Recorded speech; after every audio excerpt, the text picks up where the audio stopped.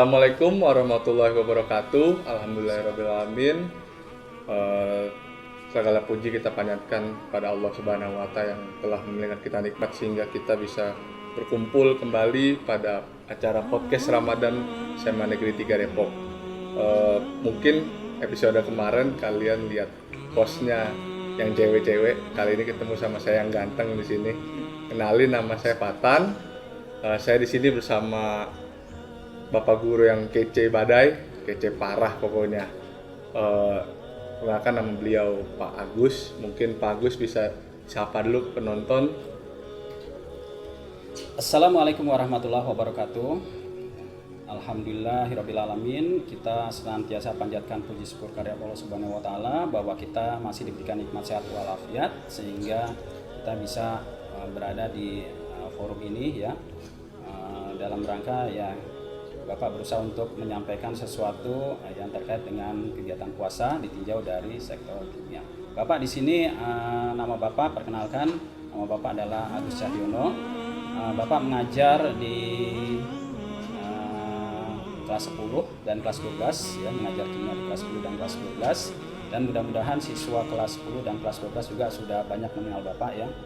Nah, sementara yang kelas 11 Bapak berharap ya melalui ini bisa mengenal Bapak secara langsung. Ya, demikian perkenalan dari Bapak. Nanti kita lanjutkan obrolan kita dengan Fatan. Oke, baik teman-teman semua udah kenal semua kan dengan Pak Agus. Jadi beliau ini adalah guru kimia. Selanjutnya kita mungkin langsung bahas santai aja kali ya Pak ya. Jadi pertanyaan pertama mungkin dari saya, bagaimana nih dari pandangan kimia hubungan puasa dengan tubuh kita?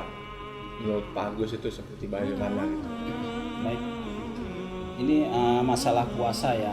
Ini pertama-tama Bapak menyampaikan dulu ucapan selamat menjalankan ibadah puasa kepada mereka yang sedang menjalankan ibadah puasa ya.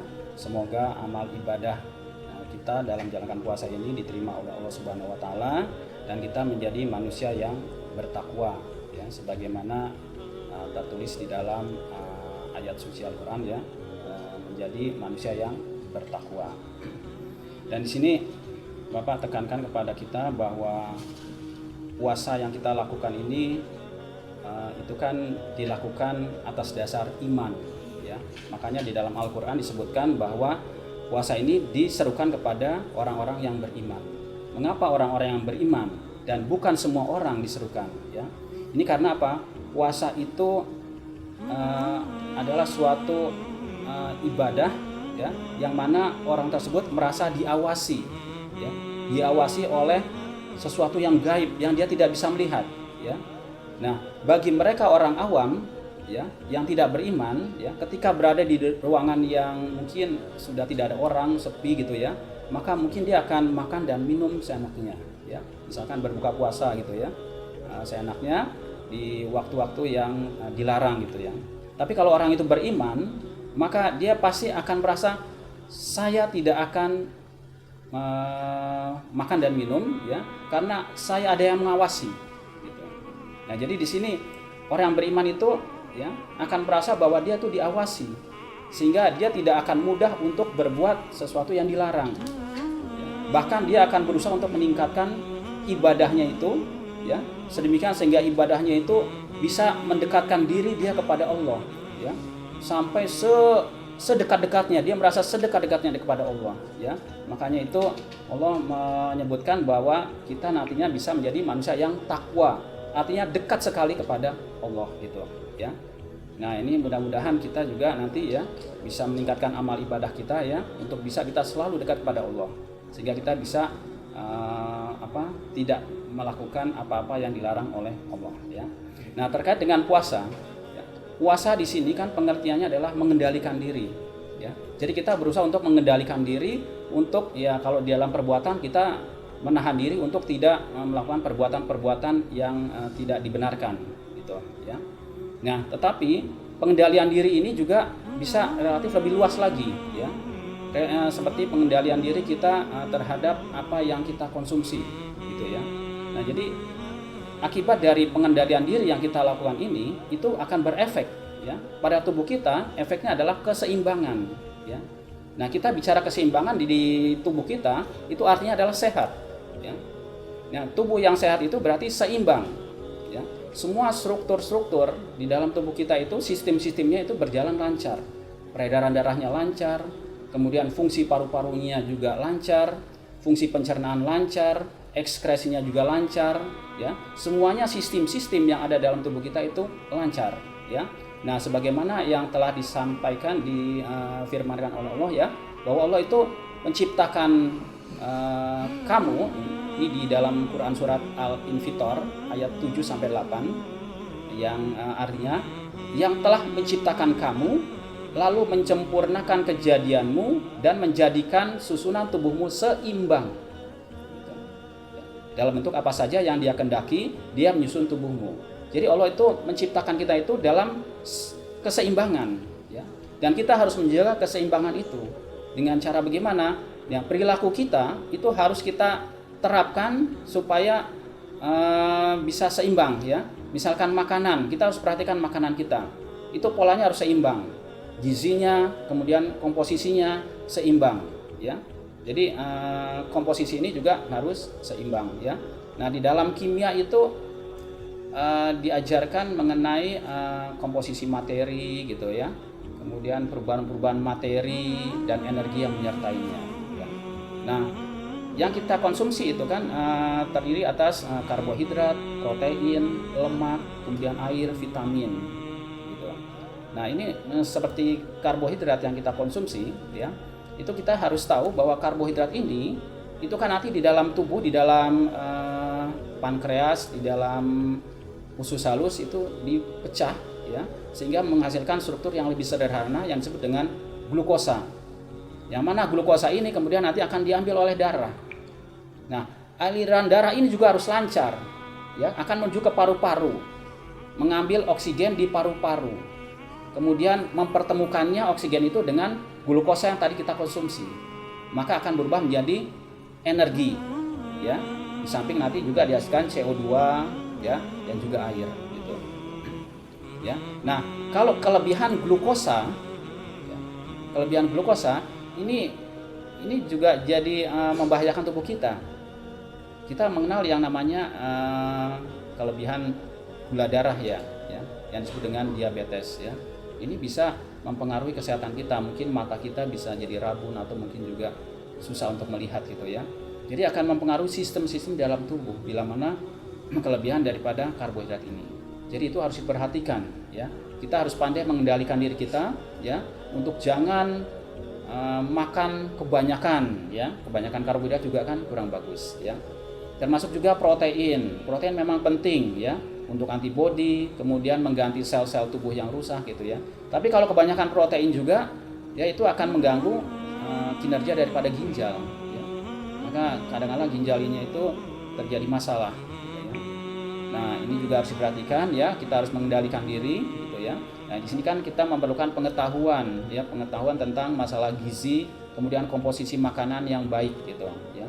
Memang mungkin ini ranah wilayahnya ahli gizi gitu ya. Nah, kalau Bapak kan masih sekitar kimia, proses-proses reaksinya. Kemudian juga lemak ya. Lemak yang kita konsumsi ini kadang-kadang kan kita doyan dengan goreng-gorengan ya, banyak lemak gitu ya. Nah, lemak ini memang akan dipecah gitu ya menjadi asam-asam lemak, dan asam-asam lemak ini juga memang bermanfaat ya bagi kesehatan jantung gitu ya, kemudian juga sebagai energi untuk otot kita gitu ya, kemudian juga memperbaiki kulit gitu ya. Nah, ini juga bermanfaat lemak ini. Tetapi kalau kelebihan ya, maka asam-asam lemak itu bisa ngumpul di saluran darah, bisa membentuk plak ya, plak-plak yang kemudian menyumbat aliran darah. Nah, berakibat kita mungkin menderita stroke gitu kan. Dan ini sangat berbahaya ya. Makanya Islam itu mengajarkan pada kita, cobalah kita berlaku seimbang ya, seimbang, kemudian sesuai dengan takaran ya. Kalau nggak salah ada di surat Al-Qamar ayat 49 ya, bahwa sungguh kami menciptakan segala sesuatu itu sesuai dengan takarannya ya. Jadi perhatikan takaran ini. Jadi jangan kita terlalu melebihi batas gitu ya. Jadi sesuai dengan kebutuhan dari tubuh kita. Jadi perhatikan komposisi yang seimbang ini. Jadi itu efek daripada puasa itu adalah mendapatkan keseimbangan di tubuh kita. Kita bicara tadi tentang tubuh kita. Gitu, ya. Oke, mungkin tadi udah banyak kita tahu ya Pak ya, tentang di tubuh ada keseimbangan daripada makanan-makanan yang kita konsumsi tadi ya, harus seimbang, harus sesuai dengan takaran. Setelah ngomong tubuh mungkin kita ke ranah yang lebih besar kali ya Pak ya, ke yang arah lingkungan dan arah alam. Di sana ada gas-gas, ada tentang molekul-molekul, atom dan segala macam. Nah mungkin ada hubungannya antara ini dengan puasa yang sedang kita jalankan. Baik, ini pengertian tadi puasa kan mengendalikan diri atau sesuai dengan ukuran kita, ya, sesuai dengan surat Al-Qamar ayat 49. Yang intinya bahwa kami menciptakan segala sesuatu itu sesuai ukuran. Nah, ini jadi di alam itu Allah itu menciptakan semuanya sesuai dengan kadar-kadarnya. Jadi kadar-kadar itu memang sudah merupakan keseimbangan secara keseluruhan. Nah ini saya akan mengambilkan contoh ini ya. Nah ini adalah contoh molekul H2O, air ya. Air ini komposisinya dalam kimia itu ada struktur, bicara struktur dan komposisi. Ya. Komposisinya itu di dalam molekul air ada 2 atom hidrogen dan 1 atom oksigen. Dan ini terbentuknya molekul air ini itu disebabkan karena ada reaksi antara hidrogen dengan oksigen. Nah, reaksi antara hidrogen dengan oksigen itu perbandingannya kadarnya tetap ya, sudah sesuai ya, yaitu tetap 2:1. Nah, bagaimana kalau ada hidrogen berlebih? Apakah struktur ini akan nempel jadi begini ya? Hidrogennya jadi nempel begini? Enggak. Ternyata dia sudah cukup. H2O begini ya terus begini. Kalaupun ada berlebih, maka ini menjadi ekses, kelebihan. Jadi tetaplah molekulnya begini, 2:1. Ya. Kapanpun kita membawa molekul air tetap 2:1. Kita tidak bisa merubah menjadi 3:2, sekian banding, nggak bisa, tetap 2:1. Reaksi-reaksi manapun tetap ini air 2:1. Gitu. Nah, jadi kalau ada kelebihan hidrogen atau kelebihan oksigen, ya itu akan menjadi molekul air lagi dengan perbandingan tetap 2:1. Nah, kelebihan-kelebihan inilah yang tidak akan menjadi produk, ya, menjadi ekses, ya. Nah, sama juga dengan ini NH3, ya. NH3. Ini strukturnya seperti ini, ya. Dalam kimia itu bicara struktur dan komposisi. Strukturnya adalah seperti ini, ya. Nah, ini struktur ini diperoleh dari pemeriksaan dengan instrumen, ya. Seperti tadi H2O, kok bentuknya seperti itu, strukturnya gitu ya. 2 hidrogen dan 1 oksigen. Ini NH3, amoniak, ya. Bahan dasar pembuatan pupuk. Ini nitrogennya 1, hidrogennya 3. Nah, ini diperoleh dari pemeriksaan dengan instrumen. Ya. Nah, ini kalau kita ini terbentuk dari hidrogen, ya, dengan nitrogen dengan perbandingan 1:3. Jadi kalau ada banyak hidrogen, banyak nitrogen, tetap reaksinya menghasilkan amoniak dengan perbandingan 1:3. Nah, jadi dia tetap kelebihannya itu dia tidak pakai. Jadi inilah contoh bahwa ini dia konsisten, ya, selalu berada pada posisi keseimbangan sebagaimana penciptaan pertama kali itu, ya. Nah, ini mudah-mudahan kita bisa mengambil contoh, ya, bahwa ini tetap berada dalam keadaan seimbang. Nah, ini kalau terjadi kelebihan seperti kelebihan apa yang dikonsumsi gitu ya, itu kalau di dunia organik itu bisa menjadi limbah. Iya.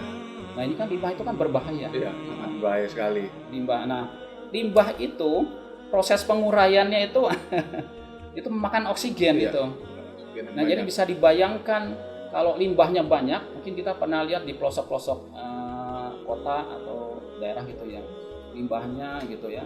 Mungkin di got-got kita juga kan itu ya, iya, banyak limbah itu. Itu proses penguraiannya itu ya, apalagi limbah organik gitu ya. mengurangi itu akan memakan oksigen. Ya. Maka oksigen itu akan menurun. Inilah bahayanya itu adanya limbah, ya.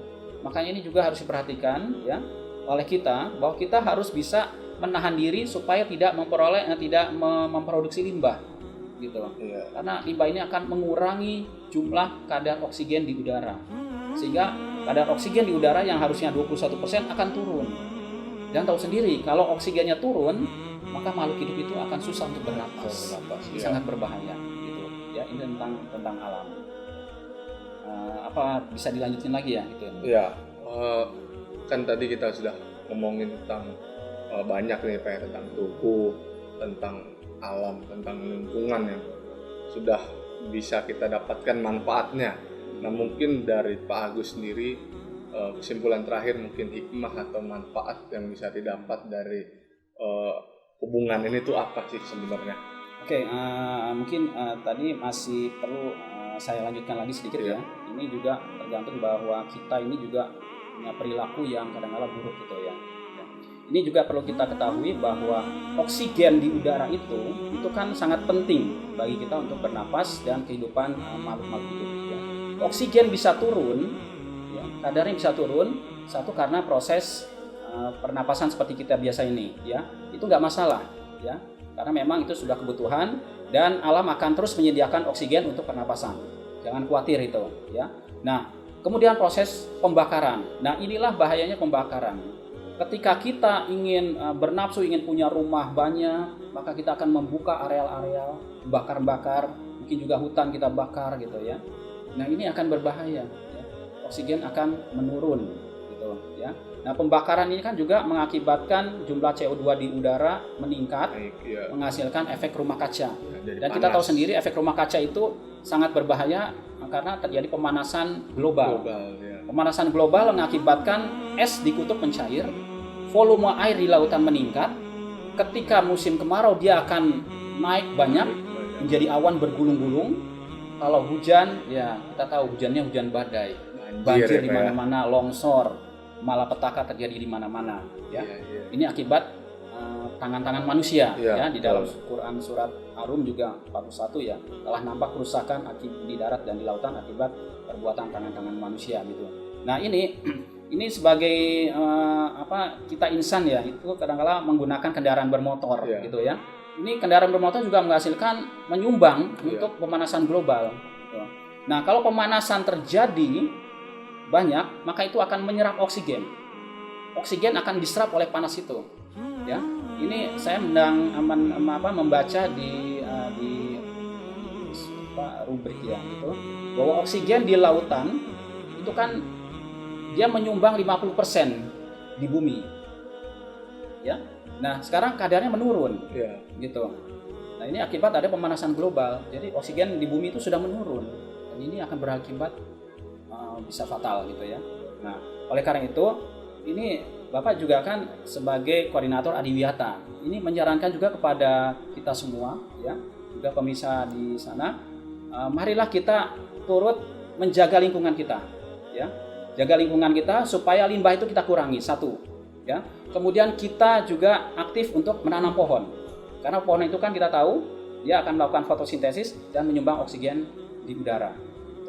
Nah, kemudian kita juga harus menghemat energi, ya. Tanggal 22 Maret kemarin kan kita diminta untuk mematikan lampu meskipun cuma 1 jam, ya.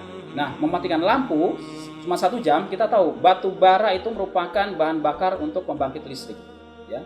Nah, ketika batu bara itu dibakar, dia akan mengakibatkan pencemaran di udara dan mengakibatkan efek rumah kaca juga. Nah, jadi alangkah baiknya waktu itu kita ikuti juga, ya. Ya. Memang sangat berartilah 1 jam itu, ya, untuk menghemat mengurangi terjadinya panas bumi, gitu. Jadi mudah-mudahan ini peserta pemirsa, gitu, ya, kemudian kita semua, gitu, ya, bisa sama-sama bisa menciptakan lingkungan yang lebih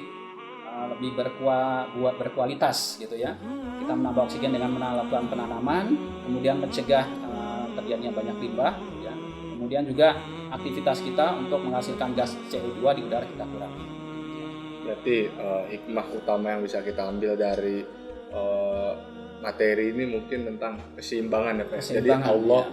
menciptakan segala sesuatu di alam ini sudah semua seimbang. seimbang. Jadi ketika berpuasa ini maka jika kita ada kelebihan gula darah maka akan dari seimbang intinya kembali kita ya Pak. bisa mengendalikan diri kita, bisa supaya mengendalikan kita diri bisa menjaga keseimbangan kita itu. juga bisa mengurangi limbah yang sudah ditimbun itu. Nah, itu saran kita untuk para iya, pemirsa kita betul. semua ya, mengurangi limbah. Mengurangi limbah. Oke, mungkin terakhir dari Pak Agus pada pemirsa mungkin ada closing statement atau penutup buat yang ada di rumah.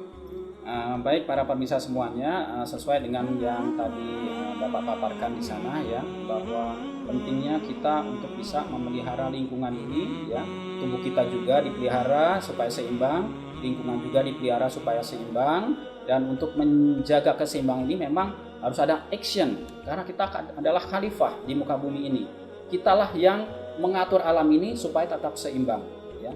Nah, kita lakukan aktivitas rajin menanam pohon ya, mudah-mudahan tahu maksudnya ya, kemudian mengurangi limbah sebagaimana tadi yang Bapak sampaikan, itu dia akan memakan oksigen proses penguraiannya itu limbah ya, jadi kita kurangi limbah.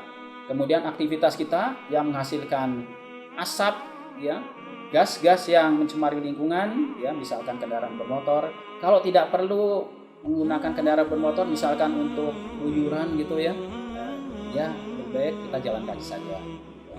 Ya mudah-mudahan apa yang Bapak sampaikan ini ya bisa diterima oleh semuanya, dan mari sama-sama kita ciptakan lingkungan, kita ciptakan tubuh kita seimbang dan lingkungan kita berkualitas.